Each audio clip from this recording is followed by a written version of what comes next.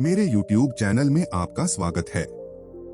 कृपया वीडियो को लाइक करें और चैनल को सब्सक्राइब करें। धन्यवाद। कर्म और नीति।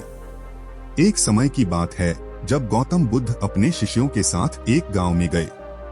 वहां उन्होंने एक युवक को देखा जो बहुत ही दुखी और विचलित दिख रहा था। बुद्ध ने उसे पूछा, अपने दुख का कारण क्या है? युवक ने उत्तर दिया, मुझे लगता है कि मेरा भाग्य ही ऐसा है कि मैं दुखी हूँ। मैं जीवन में कुछ भी नहीं कर पा रहा हूँ। बुद्ध ने उससे कहा, दुख और सुख तुम्हारे कर्मों का परिणाम होते हैं और न कि तुम्हारी नीति का। तुम्हें अपने कर्मों का ठीक से समय पर परिणाम मिलेगा। युवक ने अपने जीवन में कुछ बदलाव किए और ध्यान और संयम की ओर ध्यान दिया। उसने अपने कर्मों में सुधार किया और जीवन को सकारात्मक दिशा में बदला। धीरे धीरे उसका दुख गायब हो गया और उसने खुशियों को पाया। इस कहानी से हमें यह सीखने को मिलता है कि हमारे कर्म हमारे भविष्य को निर्मित करते हैं और हमें स्वयं पर निर्भर करना चाहिए, न कि अपनी नियति पर। अपने कर्मों को सुधारकर हम अपने जीवन को सकारात्मक बना सकते हैं और खुशियों को प्राप्त कर सकते हैं। दुख और सुख तुम्हारे कर्मों का परिणाम है। यह एक प्राचीन भारतीय धार्मिक मूल्यांकन है जो विभिन्न धार्मिक शास्त्रों और धार्मिक ग्रंथों में पाया जाता है। यह विचार विभिन्न धार्मिक दर्शनों जैसे हिंदू धर्म, जैन धर्म, बौद्ध धर्म और सिख धर्म में समान रूप से प्रतिष्ठित है। इस विचार के अनुसार जीवन में हमारे अनुभवों का अधिकांश उन कर्मों के परिणाम होता है जो हमने अपने पिछले जन्मों में किए हैं। कर्म के अनुसार हम अपने भविष्य की प्राप्ति करते हैं और इसीलिए हमें अपने कर्मों को ध्यान में रखना चाहिए। यह विचार भविष्य की भलाई के लिए अच्छे कर्म करने की प्रेरणा देता है और अच्छे कर्म करने के लिए हमें अपने विचारों, शब्दों और कार्यों को संशोधित करने की आवश्यकता होती है। इस विचार के अनुसार हम अपने कर्मों के अनुसार ही अपने जीवन को संचालित करते हैं और हमें अपने कर्मों के अनुसार ही अपने जीवन में दुख और सुख का अनुभव होता है। जीवन में दुख और सुख के अनुभव के लिए कर्मों का महत्वपूर्ण योगदान होता है।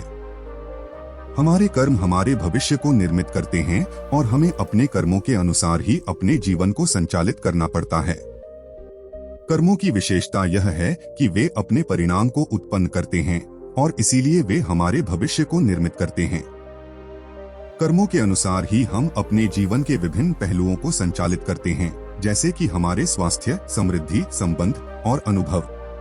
हमारे कर्म हमें उन सभी अनुभवों को प्राप्त करने में मदद करते हैं जो हमारे जीवन का हिस्सा होते हैं। कर्मों के अनुसार ही हम अपने जीवन के विभिन्न पहलुओं को संचालित करते हैं और इसीलिए हमें अपने कर्मों को ध्यान में रखना चाहिए। अच्छे कर्म करने से हम अपने जीवन को सकारात्मक दिशा में बदल सकते हैं और खुशियों को प्राप्त कर सकते हैं। सकारात्मक दिशा एक धार्मिक और आध्यात्मिक अवधारणा है जो जीवन के विभिन्न पहलुओं में सकारात्मकता को प्राप्त करने की दिशा में है। इस अवधारणा के अनुसार जीवन में सकारात्मकता की दिशा में चलने से हम अपने जीवन को सुखी, संतुलित और समृद्ध बना सकते हैं। सकारात्मक दिशा में चलने के लिए हमें अपने कर्मों को सुधारना, अच्छे विचारों को अपनाना और अपने जीवन को एक सकारात्मक दृष्टिकोण से देखना चाहिए। इस दिशा में चलने से हम अपने जीवन के हर पहलुओं में सकारात्मकता का अनुभव कर सकते हैं और इसीलिए हमें अपने जीवन को सकारात्मक दिशा में बदलने की प्रेरणा मिलती है। सकारात्मक दिशा में चलने से हम अपने जीवन को सकारात्मक दिशा में बदल सकते हैं और खुशियों को प्राप्त कर सकते हैं। इस दिशा में चलने से हम अपने जीवन के हर पहलुओं में सकारात्मकता का अनुभव कर सकते हैं और इसीलिए हमें अपने जीवन को सकारात्मक दिशा में बदलने की प्रेरणा मिलती है।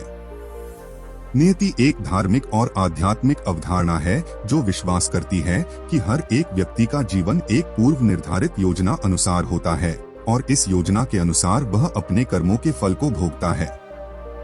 इस अवधारणा के अनुसार नियति या किस्मत एक अनिवार्य शक्ति है जो हर एक व्यक्ति के जीवन को नियंत्रित करती है। दुख और सुख दो विभिन्न अनुभव हैं जो हमें जीवन में मिलते हैं। दुख एक नकारात्मक अनुभव है जो हमें असंतोष, दुख और अस्थिरता का अनुभव कराता है, जबकि सुख एक सकारात्मक अनुभव है जो हमें संतोष, सुख और स्थिरता का अनुभव कराता है। दुख और सुख दो विभिन्न अनुभव हैं जो हमें जीवन में मिलते हैं। दुख एक नकारात्मक अनुभव है जो हमें असंतोष, दुख और अस्थिरता का अनुभव कराता है, जबकि सुख एक सकारात्मक अनुभव है जो हमें संतोष, सुख और स्थिरता का अनुभव कराता है।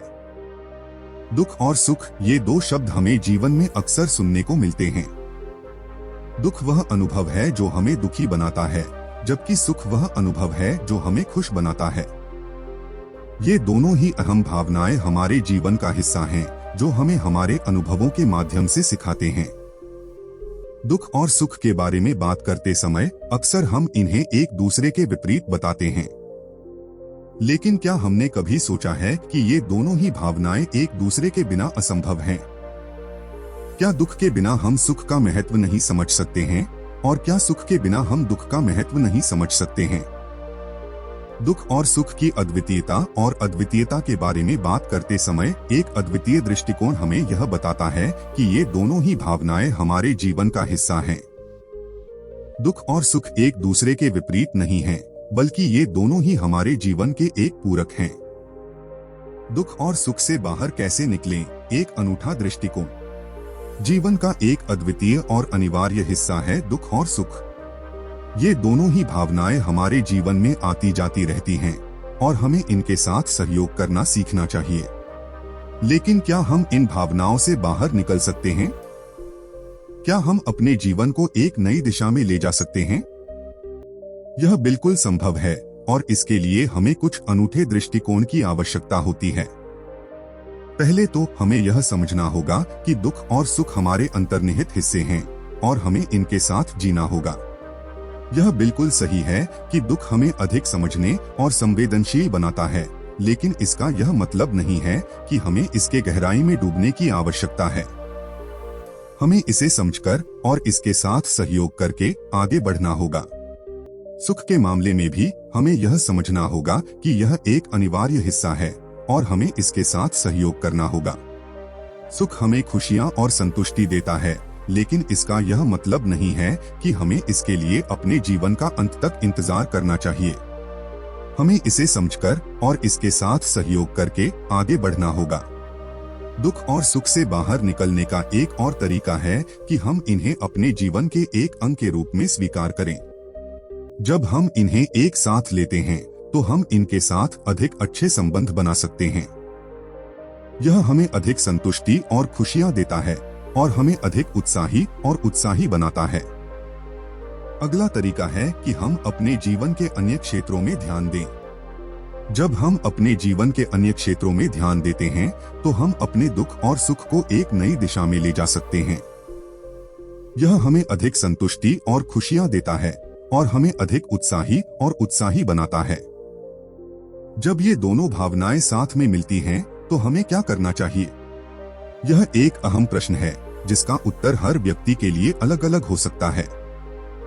सब्र और संतुष्टि, दुख और सुख दोनों ही अनिवार्य हिस्से हैं, जो हमें जीवन के अलग अलग पहलुओं को समझने और अनुभव करने में मदद करते हैं। जब ये दोनों भावनाएं साथ में मिलती हैं, तो हमें क्या करना चाहिए? यह एक अहम प्रश्न है, जिसका उत्तर हर व्यक्ति के लिए अलग अलग हो सकता है। सब्र और संतुष्टि, दुख और सुख दोनों ही अनिवार्य हिस्से हैं, और हमें इनके साथ सहयोग करना सीखना चाहिए। जब हम इन भावनाओं को साथ में लेते हैं, तो हमें अधिक संतुष्टि और खुशियां मिलती हैं। समय का महत्व अक्सर दुख और सुख के समय पर हमें अपने संजीवनी और ध्यान के साथ बिताना चाहिए। यह हमें अधिक उत्साही और उत्साही बनाता है, और हमें अधिक संतुष्टि और खुशियां मिलती हैं। संबंधों का महत्व, हमें अपने परिवार और मित्रों के साथ अधिक समय बिताना चाहिए। यह हमें अधिक संतुष्टि और खुशियां मिलती हैं, और हमें अधिक उत्साही और उत्साही बनाता है। स्वस्थ जीवन शैली, हमें अपने शारीरिक स्वास्थ्य का ध्यान रखना चाहिए। यह हमें अधिक संतुष्टि और खुशियां मिलती हैं, और हमें अधिक उत्साही और उत्साही बनाता है। यदि आपको इस वीडियो में प्रस्तुत की गई कहानी पसंद आई हो, तो कृपया इसे अपने मित्रों और परिवार से साझा करें, ताकि और लोग भी इससे प्रेरित हो सकें। हमारे चैनल को सब्सक्राइब करना न भूलें, ताकि आप हमारे आने वाले वीडियो को भी देख सकें।